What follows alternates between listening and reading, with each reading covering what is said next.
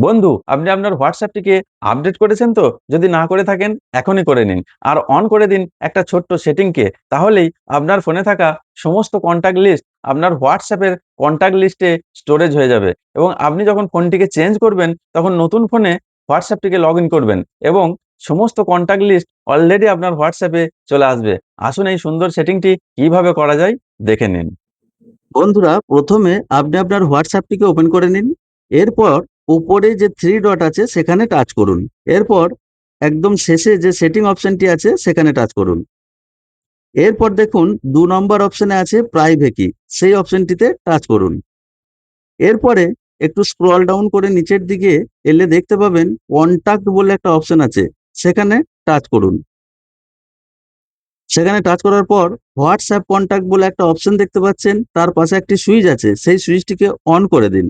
তাহলেই আপনার ফোনে সেভ করে রাখা সমস্ত কন্টাক্ট আপনার হোয়াটসঅ্যাপে সেভ হয়ে যাবে।